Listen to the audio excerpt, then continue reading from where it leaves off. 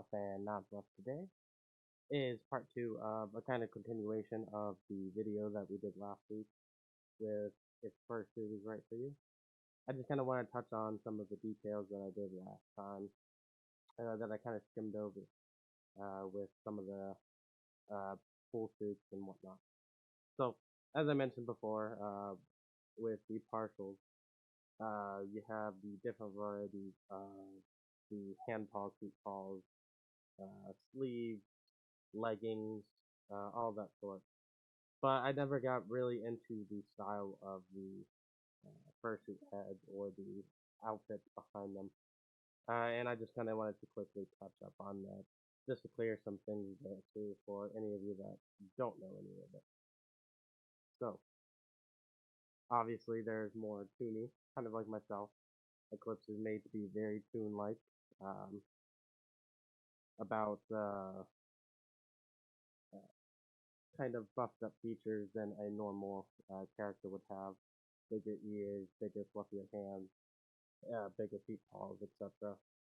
Toonie has a lot more emphasis on what you would see in a cartoon or kind of a Looney Tunes aspect of things. And not everyone likes the style, but it is a very cute style to go for. There's semi-Toonie. It's kind of a mix between where it has some of the exaggerations of Toonie. I'll try to show an example right here so for you. As what could best describe it. Even then, I'm not too familiar with what would be considered semi-Toonie versus just Toonie. Um, Less exaggerated features, but still has that kind of flair to it as a Toon style would. And then finally for you is the realistic or the uh, super realistic, and those are the suits that are heavily detailed to be looking as close to the actual animal as possible, uh, down to the exact detail, measurements, length, etc. There's pretty much no detail that's left out to make it realistic. The eyes are generally not open like this. They are more marbled or glass tailored to actually look like a taxidermy almost.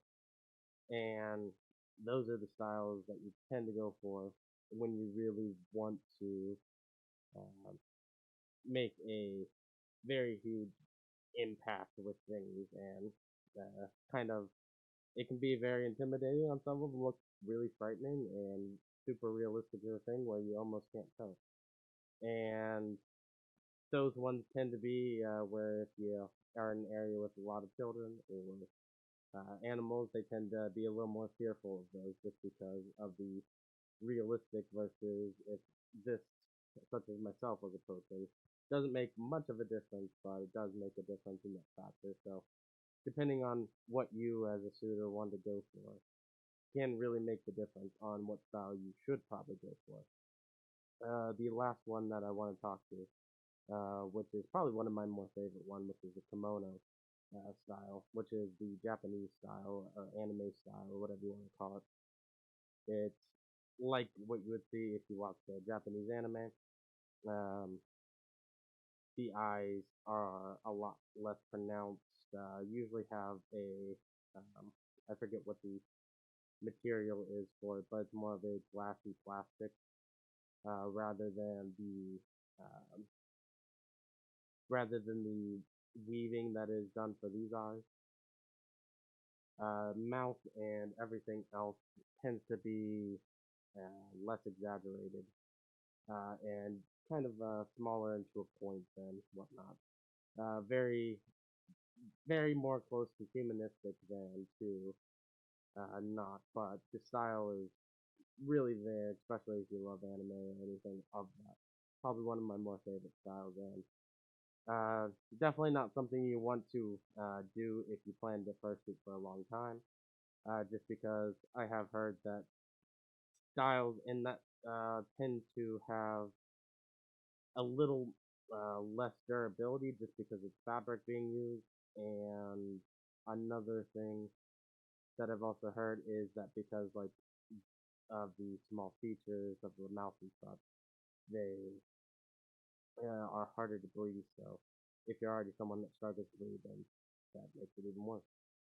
But I'm gonna end it here, guys. Got other things to do today, and I will catch you in the next one. Thanks for y'all. Bye bye.